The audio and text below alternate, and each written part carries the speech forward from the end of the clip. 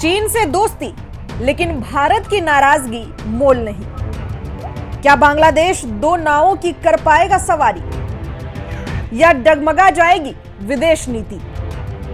बांग्लादेश के मुख्य सलाहकार डॉक्टर मोहम्मद यूनुस चीन की आधिकारिक यात्रा पर जाने वाले हैं। विदेश मंत्रालय इस यात्रा की तैयारियों में जुटा है और इसे द्विपक्षीय संबंधों को मजबूत करने की दिशा में एक महत्वपूर्ण कदम माना जा रहा है। अंतरिम सरकार के सत्ता में आने के बाद से चीन के प्रति झुकाव स्पष्ट रूप से नजर आ रहा है। हालांकि भारत पर बांग्लादेश की निर्भरता के कारण वो पूरी तरह से बीजिंग के पक्ष में जाने से बचता रहा है। इस यात्रा के दौरान डॉक्टर यूनुस ने बिम्स्टेक शिखर सम्मेलन के अवसर पर भारतीय प्रधानमंत्री नरेंद्र मोदी से भी मुलाकात का अनुरोध किया है, लेकिन भारत ने अभी तक इस पर कोई स्पष्ट प्रतिक्रिया नहीं दी है। विदेश मंत्री एस जयशंकर ने संसदीय परामर्श समिति की बैठक में इस विषय पर पूछे गए सवालों के जवाब में कहा कि यह मामला अभी विचाराधीन है। बांग्लादेश की अस्थायी सरकार संतुलित विदेश नीति बनाए रखने का प्रयास कर रही है ताकि चीन के साथ बढ़ते संबंधों से अन्य वैश्विक शक्तियों को कोई गलत संकेत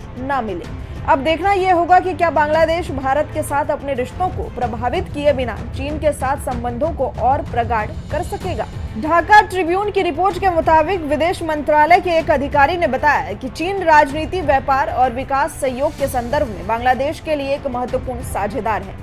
साथ ही चीन के साथ घनिष्ठ संबंध बनाना अन्य देशों को एक संकेत भी देता है कि बांग्लादेश अपनी विदेश नीति को स्वतंत्र रूप से संचालित कर रहा है। एक अन्य अधिकारी ने भी स्पष्ट किया कि बांग्लादेश क्षेत्रीय और वैश्विक भू राजनीति में चीन की भूमिका को सावधानी पूर्वक समझता है और अन्य शक्तियों की संभावित प्रतिक्रियाओं पर भी विचार करता है।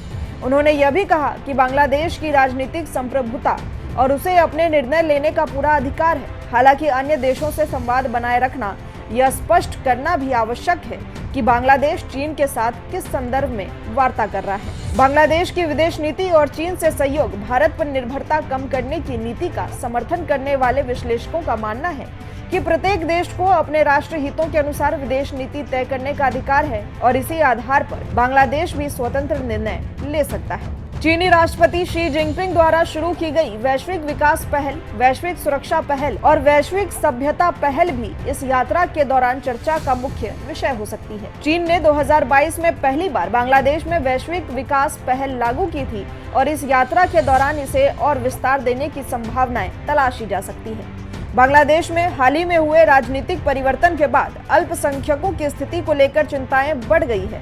रिपोर्ट्स के मुताबिक पिछले कुछ महीनों में बांग्लादेश में हिंदू अल्पसंख्यकों के खिलाफ हिंसा की घटनाएं बढ़ी और पाकिस्तान समर्थित भारत विरोधी गतिविधियों को भी बढ़ावा दिया जा रहा है। बैठक के दौरान विदेश सचिव विक्रम मिस्री ने बांग्लादेश, म्यांमार, मालदीव और श्रीलंका के साथ भारत के संबंधों पर विस्तृत प्रस्तुति दी। भारत इस क्षेत्र में स्थिरता बनाए रखने के प्रयासों को प्राथमिकता दे रहा है और बांग्लादेश की नीतियों पर बारीकी से नजर बनाए हुए है। ऐसी तमाम बड़ी खबरों के लिए जुड़े रहे हमारे साथ। हम हैं यंग भारत सच के साथ।